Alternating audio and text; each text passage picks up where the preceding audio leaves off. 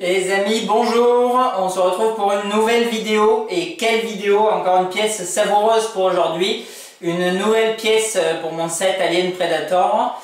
Un nouveau produit Cool Props. Alors Cool Props, vous le savez, j'ai commencé à acquérir ces produits l'année dernière, il y a plus ou moins un an, avec les têtes Alien Warrior, d'abord la Blue, ensuite la Bronze. Bon, j'accrochais déjà vraiment pas mal à ces deux premiers produits. Ensuite la Reine Alien en version Battle Damage, le buste entier qu'on avait vu ensemble, qui était époustouflant, franchement une très belle pièce. Et vers Noël, si je me souviens bien, on avait vu la maquette Prime One Fit Cool Props, mais qui était à mon sens, comme je vous l'avais dit, essentiellement l'œuvre de Cool Props, du coup, parce qu'ils produisent vraiment que de l'Alien et du Predator, mais maîtrisent pour moi le sujet à la perfection. La maquette Dog Alien qui est aujourd'hui devenue un peu entre guillemets un Graal dans les collections et dont le prix a plus de doublé maintenant pour ce qu'on voit. Alors ce buste City Hunter, il a énormément fait couler d'encre, je pense. C'est une pièce qui avait été ou acclamée ou décriée, il y avait vraiment des deux avis assez tranchés. C'est une pièce, quand elle est sortie, que j'avais plutôt tendance à ne pas aimer, et aujourd'hui que je suis vraiment ravi d'accueillir dans ma collecte parce que c'est une pièce qui est somptueuse. Alors tout d'abord on va parler de la pièce d'origine puisque celle-ci ne l'est pas. Alors la pièce d'origine, elle avait deux gros défauts qui avaient été, alors un principal et l'autre, bon, question de point de vue, mais que moi je partageais. Son premier gros défaut, c'était le paint. C'est vrai qu'on avait un paint qui était pas forcément très accurate. Alors vous le savez, je suis pas un fanatique de l'accurate. Maintenant là on avait vraiment des très grosses différences de teinte entre le buste, entre la peinture de Cool Props et la créature originelle dans le film Predator 2. Et le deuxième, c'était le poids. Le poids, il est pour beaucoup de collectionneurs pas forcément rédhibitoire. C'est vrai que moi j'accorde beaucoup de crédit au poids, je vous l'ai déjà dit moult fois. Maintenant là on est vraiment sur un poids très ledge. Alors sur la boîte et sur le site de Sideshow, parce que c'est Sideshow qui distribue Cool Props, on avait plus ou moins 20 kg d'annoncés. Sur le carton, on a du coup deux mesures, une fois 10, une fois 20. Bon, 20 pour moi, c'est clairement le poids avec le packaging, parce que jamais de la vie il fait 20 kg lorsqu'on l'a dans les mains. Je pense qu'on est beaucoup plus proche de 10. Alors bien sûr, bon, sans que chaque life size fasse 50 kg et qu'il soit importable, comme le buste Berserker qui est derrière moi, qui est en résine pleine et qui est quasiment intransportable tout seul. Là on a un objet qui est vraiment très léger, puisqu'il est ni fait bien sûr en silicone, puisque c'est pas leur matériau utilisé, ni en résine creuse ou pleine. On est en fibre. Alors j'ai demandé du coup à mon ami Pred Andy, qui est je pense la bible vivante de Predator. Il ne savait pas exactement en quelle fibre c'était composé, d'autant plus que les termes anglais français sont pas forcément les mêmes.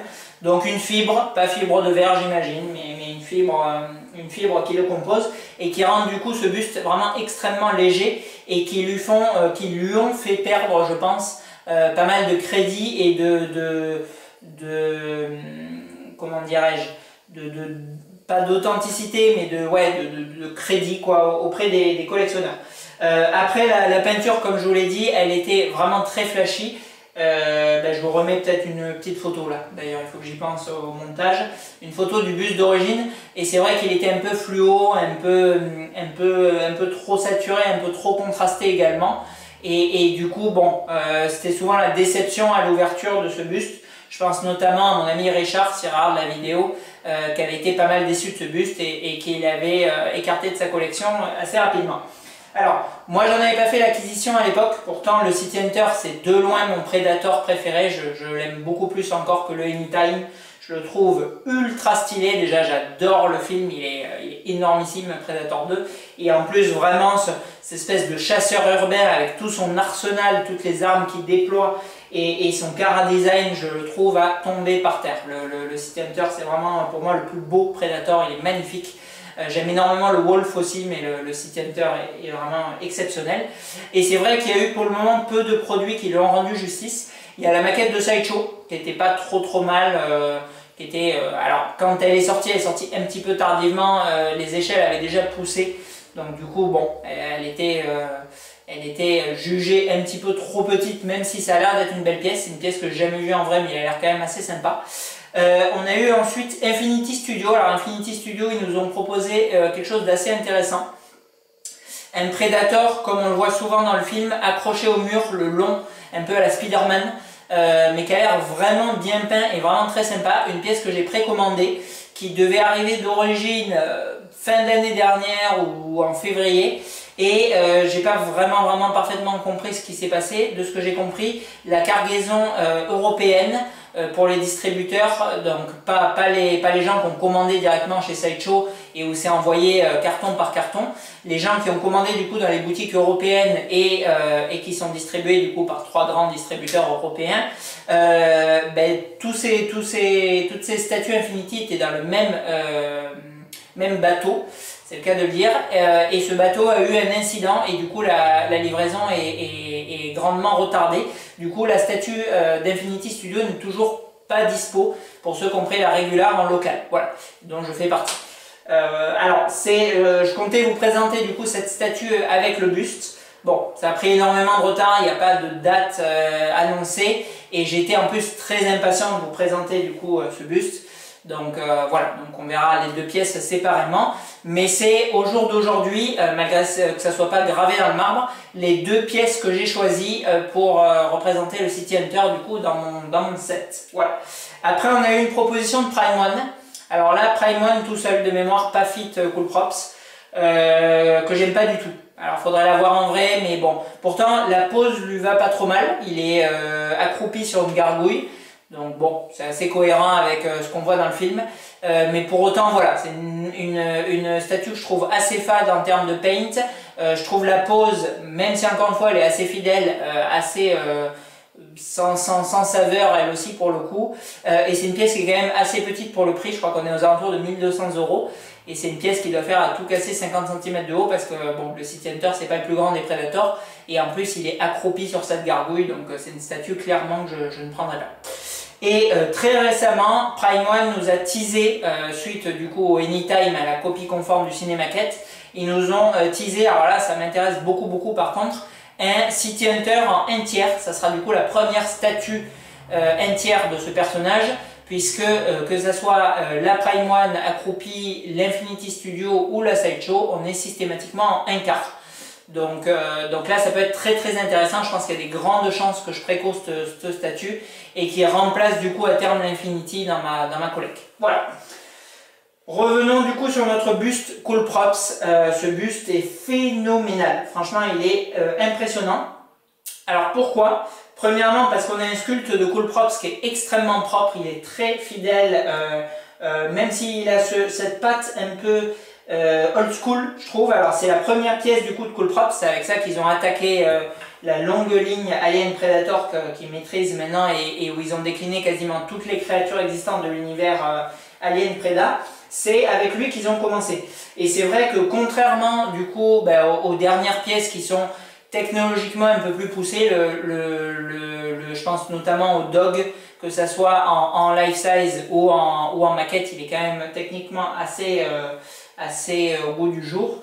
Là on a une pièce au niveau du sculpte, le démarrage des dreads, le démarrage aussi des mandibules d'ailleurs, ou les fondus là, des crêtes, ou même encore l'armure en elle-même. On a quelque chose qui me fait beaucoup penser au life size bien sûr qui avait sorti à l'époque Sideshow et qui a été la pièce Predator maîtresse avec la maquette de Winston, mais qui me gêne pour le coup pas du tout, puisque je cherche pas systématiquement des pièces high-tech ou à la pointe de la technologie systématique. Je cherche des pièces que je trouve artistiques, qui me parlent et qui me semblent bien immortaliser le personnage du film, et je trouve que le sculpte de Cool Props pour le coup fait mouche à 100%.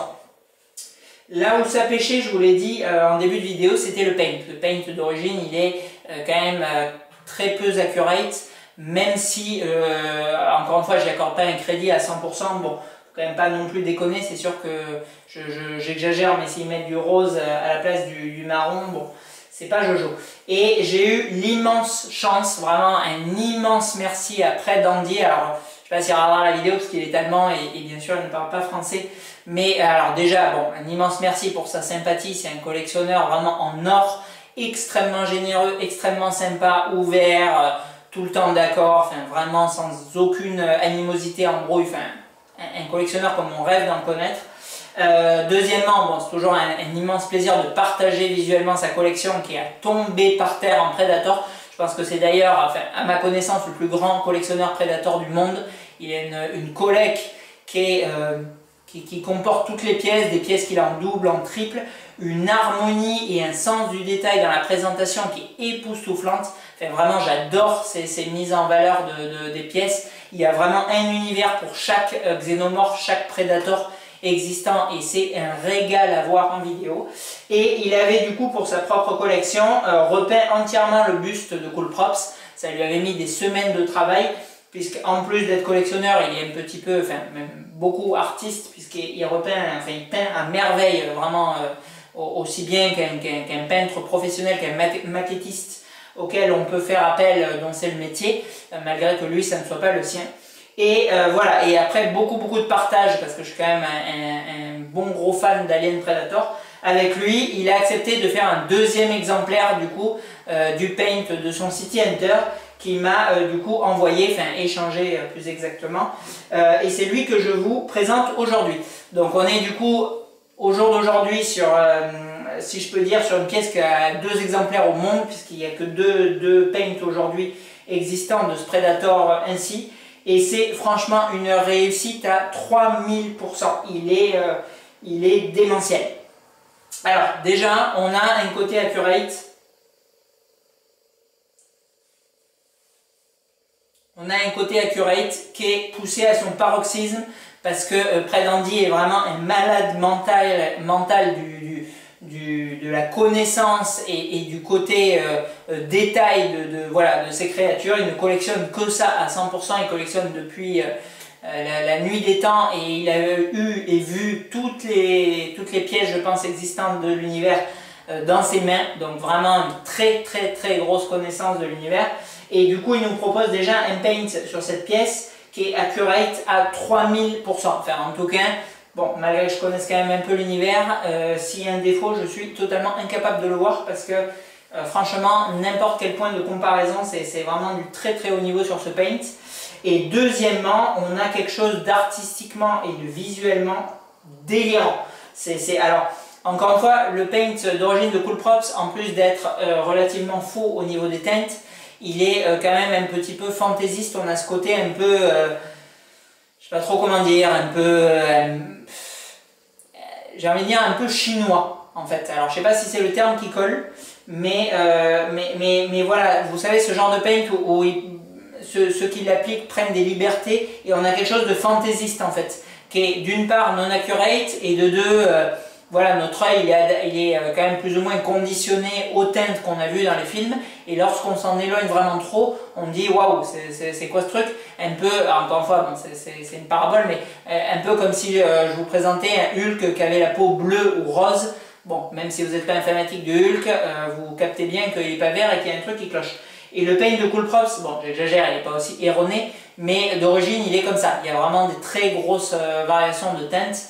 Et du coup, on a des teintes un peu, je sais pas, un peu arc-en-ciel, un peu licorne. Enfin, les mots sont un peu délirants qui me viennent, mais vraiment, voilà, fantaisiste, je trouve que c'est le terme qui va bien du coup au paint qu'ils ont fait d'origine et qui donne vraiment pas envie, qui rebute sur cette pièce. Là, le paint de Predandy est beaucoup plus sombre, beaucoup plus contrasté, marron, enfin les teintes sont vraiment plus sombres. C'est-à-dire qu'au lieu du beige clair, on a vraiment un beige foncé qui tire un peu vers l'ocre. Le bordeaux qu'ils avaient fait, voilà, un peu fluo, là il est vraiment marron, cerclé de noir, enfin, vraiment pour marquer le contraste et le côté sombre, le côté un peu gothique en fait de ce Predator, parce que c'est vrai qu'autant le Anytime, voilà, il est dans la jungle, il est quand même assez vert, assez couleur jungle du coup pour se masquer, alors que ce City Hunter, ben, il ne sort bien sûr que la nuit, puisqu'il se balade quasiment pas en plein jour, à part la scène d'intro de Predator 2, et du coup avec son armure cuivre, je trouve qu'on a un côté un petit peu gothique sur ce personnage, et du coup qui veut gothique, qui veut aussi sombre et dark, et du coup ce paint sur les yeux aussi. les yeux, on avait quelque chose d'assez flashy, il avait des yeux vraiment phosphorescents quasiment d'origine. Et là, vraiment, il a extrêmement assombri le paint de l'œil et le contour de l'œil. Et du coup, ça lui donne un air beaucoup plus badass. Et du coup, un regard vraiment perçant et agressif. Et franchement, c'est une tuerie. Ce paint, il est à tomber par terre. Les effets qu'il applique aussi, enfin, je vais vous en reparler lors du zoom. Parce que normalement, c'est ce qu'on voit lors de cette partie des vidéos. Mais vraiment, voilà, on a vraiment cette impression cuivrée. Ces salissures, ces effets un peu, vous savez, bleutés qu'on retrouve du coup sur le cuivre ancien, que ce soit sur les serres dreads ou sur l'épaulette ou encore la partie thoracique. Enfin, franchement, c'est du délire. Ce paint, il est démentiel. Alors, ma vidéo, comme d'habitude, ne retranscrira pas du tout la qualité de cette pièce. Je vous mets du coup quelques photos sûrement en zoom et en miniature de la vidéo qu'a fait Pred Handy, parce qu'en plus d'être vraiment extrêmement sympa, d'avoir une collection de dingue, de peindre comme un dieu, il fait aussi des magnifiques photos. Du coup, je vous mets quelques photos par-ci par-là pour que vous puissiez apprécier à juste titre ce qu'il a fait, parce que c'est vraiment du gros délire. Voilà. Allez, ben, on va écouter, on va zoomer et après on verra un petit peu la partie limitation, prix, matériaux, code d'occasion, etc. Enfin, toute cette partie que j'adore développer avec vous comme d'habitude. A de suite. Allez, c'est parti pour le zoom de ce paint de taré. Donc là, on a la plaque Predator 2, Accurate au film, pas de souci. Le début du torse, les teintes, là, ça n'a pas trop bougé. Alors là, on a le début de l'armure, comme je le disais. Voilà, franchement, je pourrais rester un quart d'heure sur tous les 10 cm du buste, tellement le paint, il est fou. Donc là, voilà, ben, l'effet cuivre, du coup, un peu vieilli avec les traces bleutées. Extrêmement bien fait. Trop classe avec tout le battle damage. Le contraste aussi qu'a rajouté, du coup, Pred Handy sur l'intégralité de l'armure. C'est vraiment magnifique. Un boulot de dingo. En termes de dreads, alors vous allez le voir, ça c'est le sculpte de Coolprops qui fait un peu old school, mais comme je vous disais que j'aime bien, ça fait beaucoup penser énormément aux dreads du buste Predator 1 de Sideshow, ou aussi pas mal à celui du Berserker, parce que c'est les mêmes techniques qu'on a vu il n'y a pas longtemps de Sideshow aussi, quoi. Avec beaucoup de dreads voilà, fondus, incrustés les uns dans les autres, et un paint qui fait un peu ouais, old school. C'est vraiment le terme. Et franchement, ça passe bien.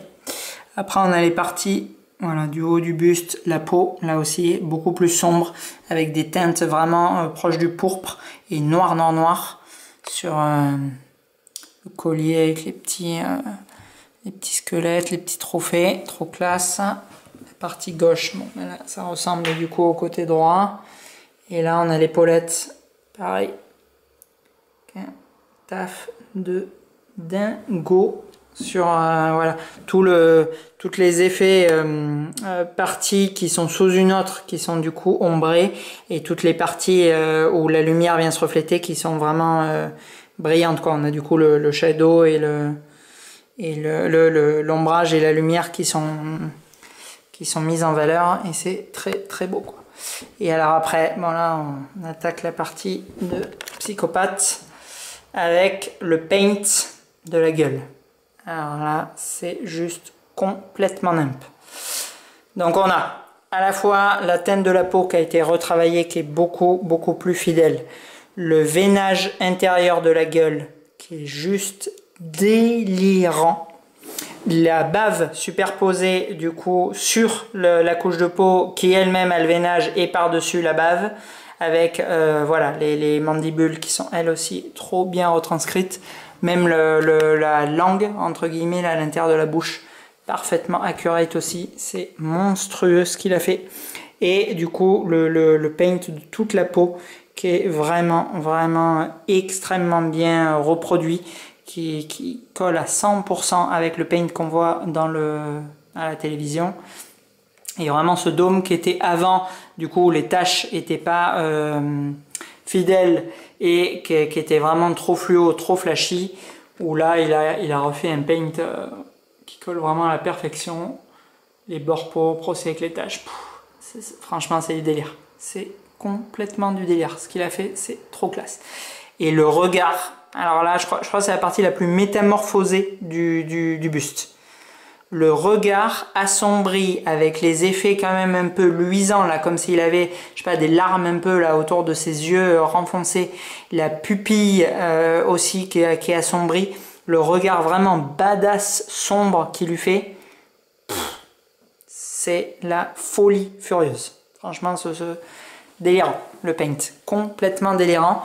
Et l'arrière, bon, je vous montre rapidement, mais on est du coup sur le même esprit. On a du coup beaucoup de dreads, les bagues qui sont elles aussi quand même reprises avec des teintes plus cohérentes et moins flashy, moins saturées. Et l'arrière de l'armure où bon, c'est entre guillemets identique, mais c'est quand même extrêmement bien fait, quoi. Voilà, il n'y a pas une once du paint qui est à reprendre. Il est et magnifique et accurate à mort. C'est-à-dire que ça soit le boulot artistique ou le boulot fidèle, c'est vraiment une réussite totale sur ce paint. Ouais, un petit comparatif du coup de taille, parce que bon, ils sont déballés, ils sont posés là momentanément. Donc on a le City Hunter, Cool Props.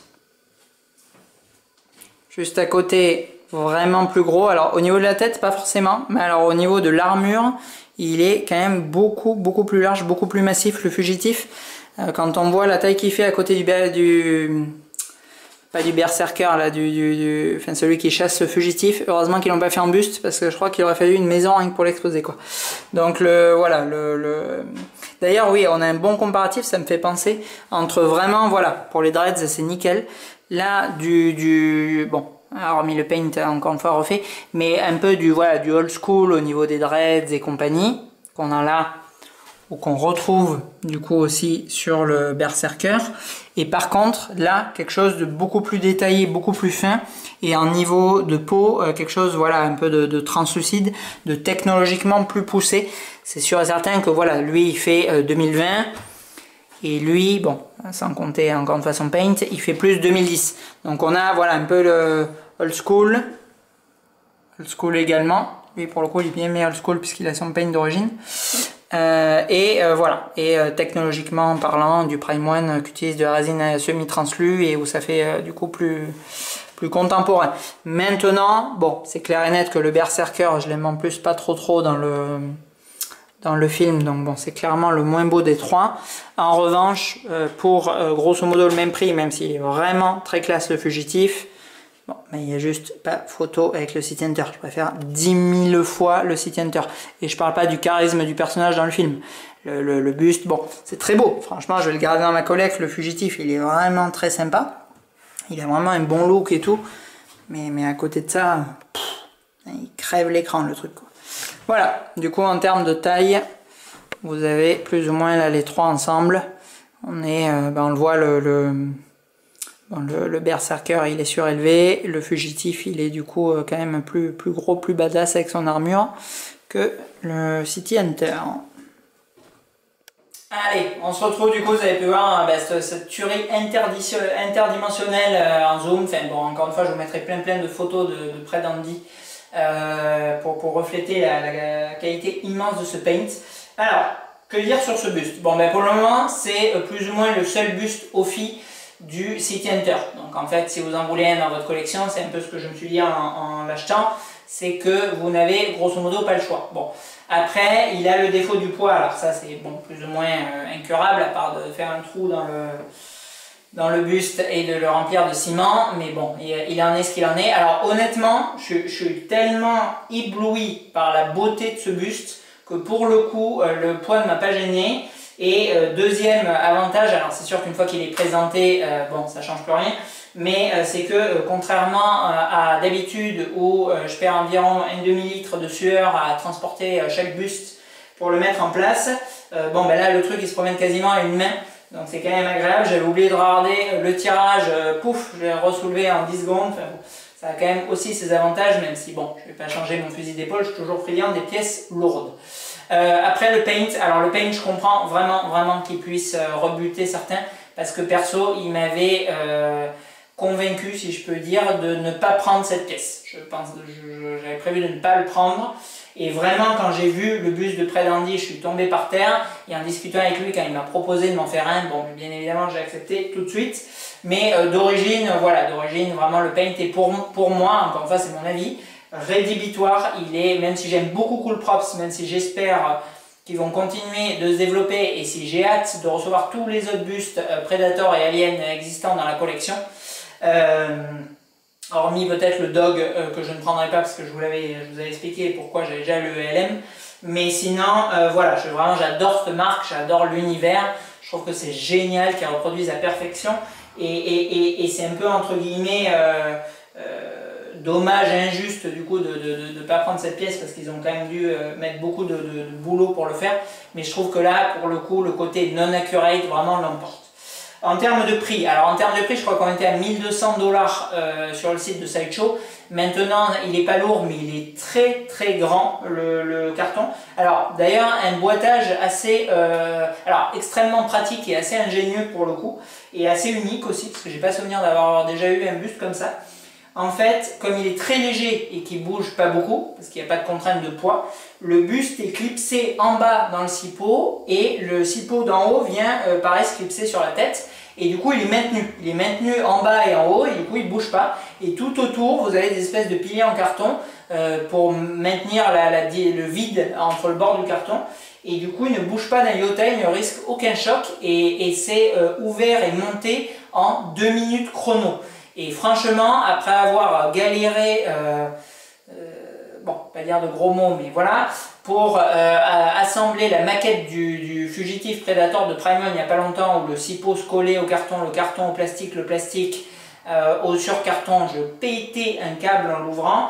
Bon, mais franchement, ça fait quand même une fois de plus plaisir de recevoir son boitage comme neuf, de l'ouvrir, de ne pas en endommager une micro-miette, même si ça reste un carton, c'est quand même dommage vu le prix des produits, et de l'ouvrir avec une grande simplicité, c'est vraiment fort appréciable je trouve. Voilà, donc 1200 $, mais le carton est très grand parce que le buste est grand et il y a beaucoup de place autour, donc le carton est vraiment très grand. Pour vous donner un ordre un peu d'idée, il y a 2 cartons à ce jour qui ne sont pas rentrés dans mon break. Le premier c'était le Mohawk de Elite Creature qui est très très grand et dont la boîte est énorme. Et le deuxième c'était ce buste Predator, c'est la deuxième pièce de ma collecte qui ne rentrait pas du coup dans mon break, ce qui est quand même pour le coup assez rare puisque bon, j'ai bon nombre de grosses pièces et elles sont toutes rentrées sinon. Voilà, donc du coup beaucoup de shipping, des dimensions hors normes.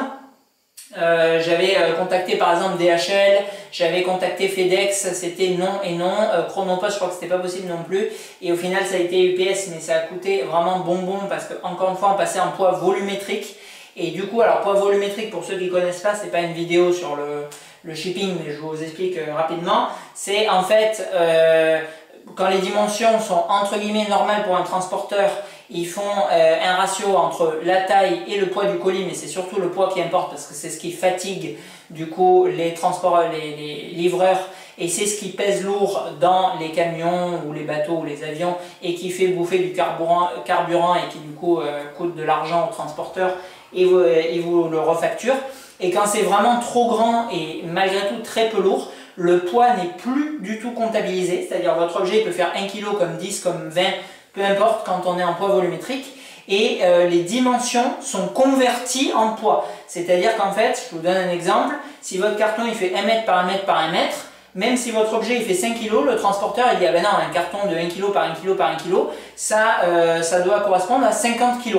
Et en fait, même si votre objet il en fait 5, vous payez pour 50 kg. Voilà. Donc bon, c'est une logique de transporteur.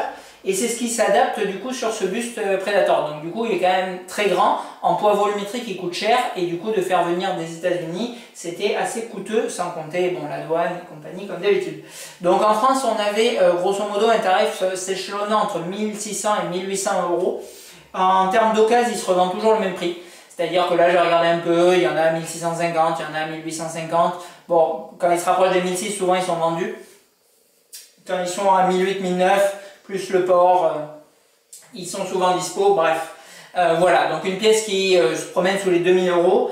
Bon, pour sa taille et sa limitation, alors la limitation, assez gênante à mes yeux, limited edition. C'est-à-dire que, hashtag Sideshow, on n'a pas de limitation. Moi j'ai le 386. Mon ami près d'Andy, le sien, je crois que c'est grosso modo pareil, 345, je crois qu'il a un truc du style. Malgré des nombreuses fouilles, il n'avait pas réussi à trouver le tirage final. Il estime entre 5 et 700 pièces, mais il n'est pas du tout certain. Voilà, donc grosso modo, bon, un tirage entre le cohérent et le légèrement excessif pour cette pièce, mais encore une fois, bon, c'est Predator, vous le savez, avec Terminator et Alien, c'est à mon sens que des produits qui se vendent extrêmement bien. Le City Hunter, c'est la seule représentation life size et c'est un personnage toute échelle confondue qui est peu représenté, donc qui a tendance à quand même bien se vendre, qui a quand même une grosse cote de popularité aussi chez les collectionneurs de Predator.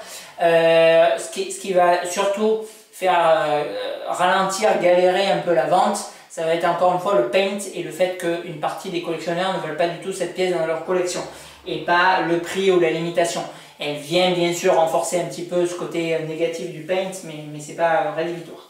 Voilà, donc pour le coup, j'ai toujours un avis en fin de vidéo en vous disant prenez, ne prenez pas, ceci, cela. Là je suis incapable de vous dire. Je suis incapable de vous dire en fait parce que la pièce que j'ai aujourd'hui dans ma collection, elle est totalement différente de la pièce d'origine. C'est quasiment comme si c'était un autre buste.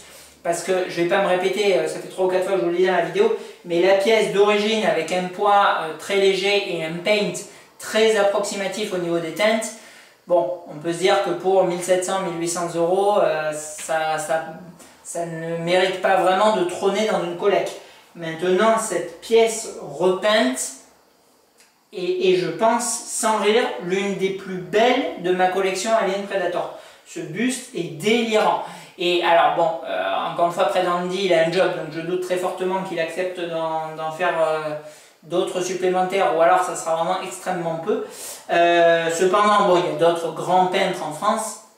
Je pense notamment à Jean-Philippe, même si bon, un paint c'est 1 an et demi ou 2 ans généralement chez lui comme il est overbooké, mais bon, bref, il a en tout cas les compétences pour repeindre de cette manière. Voilà, si vous arrivez à reproduire ce paint, foncez à 3000% parce que cette pièce telle qu'elle est là est démentielle, et c'est une pièce honnêtement qui aurait pu coûter 50% de plus que ce qu'elle m'a coûté, que j'aurais acheté. Elle est délirante, c'est un buste de folie furieuse. Voilà donc bon, pour clôturer cette vidéo. Allez, on se retrouve, là on est dimanche en début d'après-midi. Si jamais ça a chargé, je vous poste du coup le City Hunter ce soir, sinon il sera pour mercredi. Et dans la pièce, dans la semaine, pardon, on verra une autre pièce Predator et une pièce complètement inattendue que mon distributeur m'a gentiment envoyée sans que je la commande. Merci beaucoup. Enfin, gentiment envoyée, gentiment facturée surtout. Envoyée et facturée sans que je la commande plutôt, plus exactement. C'est le Flash entière de Prime One, donc bon, à l'avance, s'il intéresse quelqu'un, parce que malgré que je sois un grand fan de Flash, je vous l'ai dit, je garderai presque pas de Prime One dans ma collecte. C'est le Flash de la série Netflix, qui a l'air très très beau, qui est limité à 150 exemplaires seulement, mais bon, j'avais quand même d'origine pas précommandé, pas commandé plutôt. Donc voilà, donc s'il intéresse quelqu'un, vous pouvez me faire signe, il est dispo, il vaut, je sais plus, 1100 ou 1200 euros, et je vous le présenterai du coup dans la semaine avec notre ami le Predator. Voilà. Sur ce, à bientôt!